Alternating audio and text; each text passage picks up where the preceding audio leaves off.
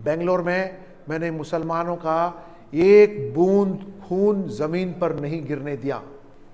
मैं यहाँ आकर किसी को हराने नहीं आया हूँ, किसी को जलील करने नहीं आया हूँ, किसी को मिटाने नहीं आया हूँ। हालांकि मैं लोगों का यहाँ दिल जीतने आया हूँ, चाहे वो मुसलमान हो या हिंदू हो।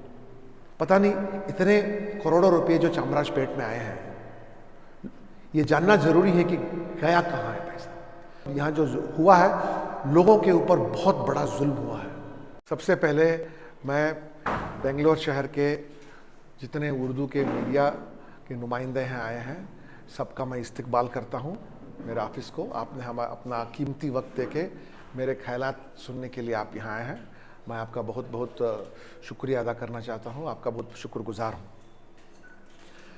मैं चामराजपेट से भारतीय जनता पार्टी के टिकट पर चुनाव का उम्मीदवार बन के चुनाव लड़ने के लिए चुनाव के मैदान जंग में उतर के आया हूँ।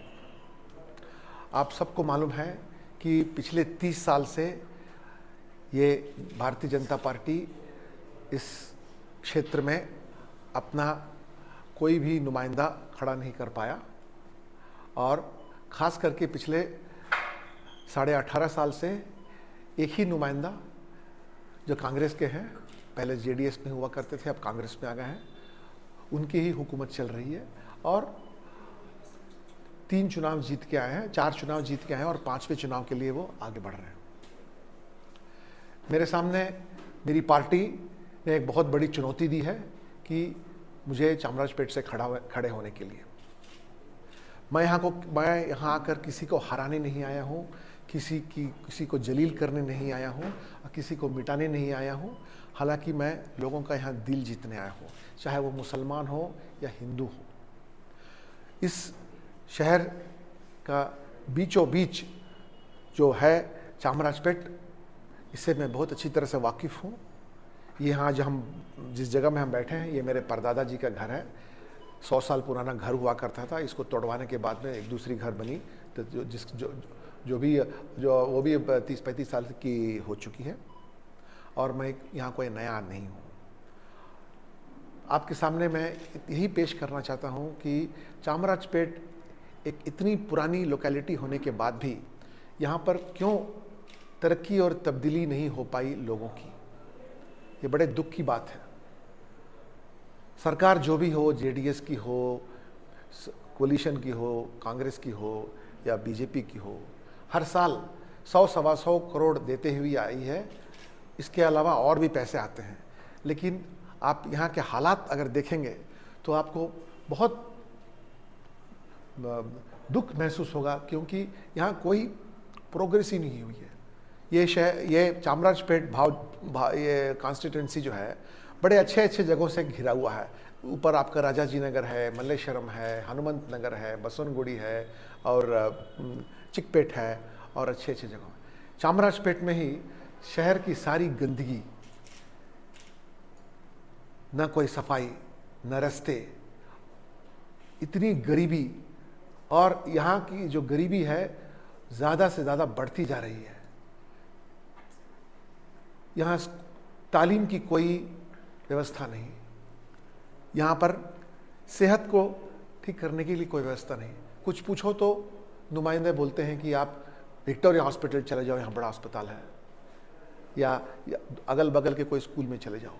सबका हक बनता है, हर बच्चे का हक बनता है कि उसको अच्छी तालीम मिले, जो कि यहाँ पर 20-25 साल से किसी को नहीं मिल रही है। यहाँ पर केवल सियासी नज़रों से चामराजपेट का इस्तेमाल हो रहा है, वोट बैंक की तरह इस्तेमाल हो रहा है। और पता नहीं इतने करोड़ों रुपए जो चामराजपेट में आए हैं, ये जानना जरूरी है कि गया कहाँ है पैसा। मैं चामराजपेट के गली गली का दौरा लिया हूँ, खास करके इतने गरीब जगह हैं जहाँ मुझे दुख से कहना पड़ता है कि लोग कीड़े मकोड़े की तरह जिंदगी जी रहे हैं। ये उनका हक नहीं बनता है। इन सबको एक अच्छा फ्यूचर चाहिए। मुझे इसी की सबसे बड़ी वरी है कि इनको अगर क्यों गरीब की तरह रखा गया है। मैं यहाँ के कांग्रेस को हराने नहीं आया हूँ, या कोई यहाँ के जो नुमाइंदे को हराने नहीं आया हूँ। बस इतना ये लेके आया हूँ कि आपके साथ रह के मुझे एक मौका दीजिए। मुझे तजुर्बा है, लंबी तजुर्बा सरकार में मेरी रह चुकी है, और कहाँ से क्या काम हो सकता है उससे अच्छी तरह से मैं वाकिफ़ हूँ। और यहाँ के लोगों को सबसे पहले चामराजपेट में क्या चाहिए, जो है चामराजपेट, आज़ाद नगर, जे नगर, पादरायणपुर और आपका चलुवादी पाಳ್య, रायपुरम और उसके बाद में सिटी मार्केट, सबसे पहले जो है ना इस जगह की सफाई। करोड़ों रुपया बीबीएमपी में है, लेकिन यहाँ की सफाई क्यों नहीं हो रही है, इसका आंसर चाहिए। दूसरी बात, यहाँ सरकारी स्कूल क्यों नहीं चल रहा है? बाकी जगह सरकारी स्कूलें जो हैं जो चल रही हैं, वहाँ लोग बच्चों को उससे तालीम की अच्छी व्यवस्था मिल रही है। यहाँ पर लोगों को महंगे फीस दे के जाना पड़ रहा है, जो नहीं जा पा रहे हैं उनको अपनी तालीम को बंद करके रखा है। मैं गली गली घूम के आया, लोगों को डायबिटीज़ है, लोगों को अलग अलग बीमारियां हैं, लेकिन उनके पास में पैसे नहीं है उन बीमारियों को ठीक कराने के लिए। वहाँ एक जो अस्पताल नाम के वास्ते हैं, उनकी इसके लिए पैसा आया है, कागज़ पर लिखा है कि पैसा खर्च हुआ है, लेकिन कहाँ खर्च हुआ है? ये सब तहकीकात की ज़रूरत है यहाँ पर। मतलब यहाँ जो हुआ है, लोगों के ऊपर बहुत बड़ा जुल्म हुआ है। लोग जिस चीज़ के हकदार हैं उनको वो हक नहीं मिला है। मैं पिछले 35 साल पुलिस में रह के, सरकार में रह के, बिना एक भी इल्ज़ाम के बाहर आया हूँ। मैं लोगों से केवल एक मौका मांगना चाहता हूँ। यहाँ कहते हैं कि 50% के ऊपर मुसलमानों की आबादी है। हाँ, मैं गैर मुसलमान हो सकता हूँ, क्या ना मुसलमान भाइयों बहनों की हिफाजत नहीं कर सकता हूँ क्या? इसी बीजेपी सरकार में मैं शहर का कोतवाल था, शहर का पुलिस कमिश्नर था। मुश्किल दौर में मैं जो 300-400 जुलूसें निकली सीएए एनआरसी के दौरान, सारे मुल्क में हल्ला हंगामा हुआ, गोली चली, लाठीचार्ज हुआ, लोगों का खून खराबा हुआ। बेंगलोर में मैंने मुसलमानों का एक बूंद खून जमीन पर नहीं गिरने दिया। हालांकि बहुत मुश्किल की घड़ी से हम पास हुए थे उस समय। उसी समय कुद्दूस साहब दरगाह के सामने मुसलमान भाइयों का एक बहुत बड़ा जुलूस निकला था उस समय। वो अपनी ख्याल पेश करके सरकार को एक मैसेज देना चाहते थे कि हम इससे बहुत नाराज़ हैं या अपनी नाराज़गी जताना चाहते थे। मैं आपको बड़े फ़ख्र से कहना चाहता हूँ कि उस दिन भी जो 3.25 करोड़ का, जो 3.25 लाख का जो मजमा शहर के कोने कोने से कुद्दूस साहब दरगाह आया, मेरे लीडरशिप के 31,000 पुलिस वालों ने 3-4 दिन मेहनत करके कि एक भी पत्थर कहीं नहीं गिरा, ना एक टायर जला, ना कहीं भी खून खराबा हुआ।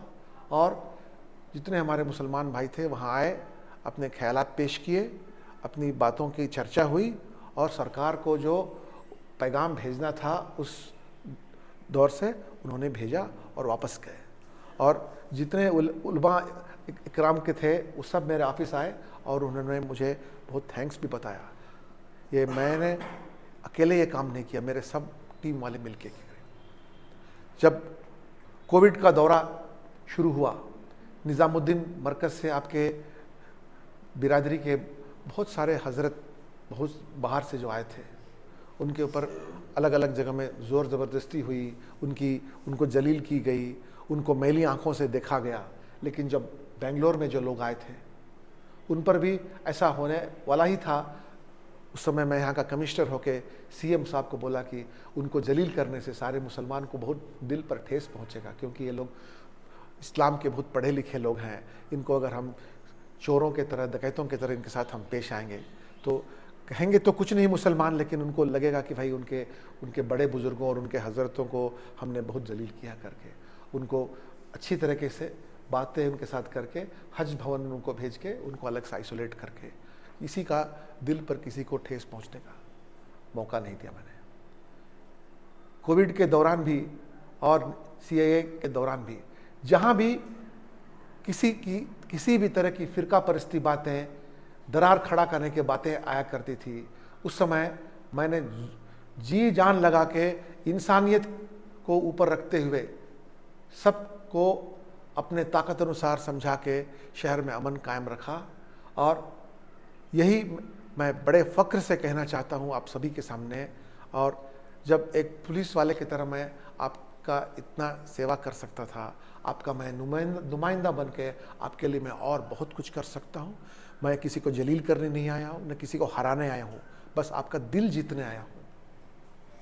और मेरे समय में बहुत सारी मुसलमान लड़कियां जो पुलिस में थी, उनको भी अच्छे अच्छे डिप्टी कमिश्नर का पोस्ट, एसीपी का पोस्ट मैंने मांग के दिलवाया। मैं सीएम साहब को बोला, हालांकि बीजेपी सरकार भी थी उस समय, नाम नहीं लेना चाहता हूं, लेकिन तब भी जो मुसलमान लड़कियां थी वो डीसीपी के पोस्ट पर 2 लड़कियां थी, यहाँ पर 3 लड़कियां एसीपी के पोस्ट पर थी। इससे क्या होता है कि मुसलमानों को भी एक हौसला मिलता है कि चलो हमारे पढ़े लिखे लड़कियों को एक सरकार ने एक अच्छा मौका दिया, सरकार ने भी अच्छा नाम लिया। और मुसलमान बच्चे बच्चियों में भी एक तरह का प्राइड आया कि अगर हम तालीम हासिल करें तो हम भी उस तरह से अफसर बन सकते हैं करके। मैंने कोई बहुत बड़ा चीज़ नहीं किया, इन छोटी छोटी चीज़ों से आम मुसलमान का दिल जीतने का कोशिश किया और मुझे बहुत प्यार मिला। जब भी मैं कहीं हुसैन डे का सेलिब्रेशन हो, वहाँ जाके सभी को यही बोला करता था कि मेरे दरवाजे हमेशा खुले हुए हैं, आप बिना सिफारिश के मेरे साथ आके मिल सकते हैं। बहुत से लोग आए मुझसे मिलने के लिए। अपनी छोटी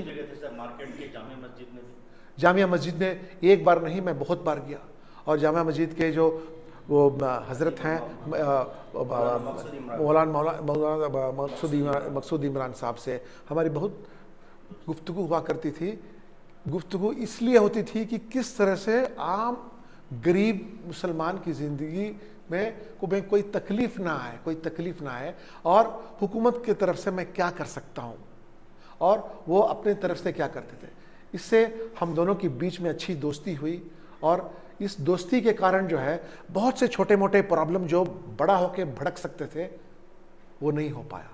आज सबसे अहम बात यही है, मैं आपके सामने बड़े हिम्मत से कहना चाहता हूँ कि बुरा मत मानिए, लेकिन हमारे मुसलमान भाई और भाई बहनों को उतना जज्बाती नहीं होनी चाहिए कि हुकूमत हमसे मोहब्बत कर रही है या हुकूमत हमसे नफ़रत कर रही है। हुकूमत को किसी से नफ़रत भी नहीं है, किसी से मोहब्बत भी नहीं है, बस हुकूमत को अपना चलाना है। आप अगर हुकूमत से दूर होते चले जाएंगे, हुकूमत में और आपके बीच में दरार बनते जाएगा, और ये जितना दूर जाएंगे वो दरार बढ़ते जाएगा। और अगर आप बहुत दूर चले गए, वहाँ से आप चीखेंगे, चिल्लाएंगे, रोएंगे भी, तो हुकूमत को सुनाई भी नहीं देगी आप पर।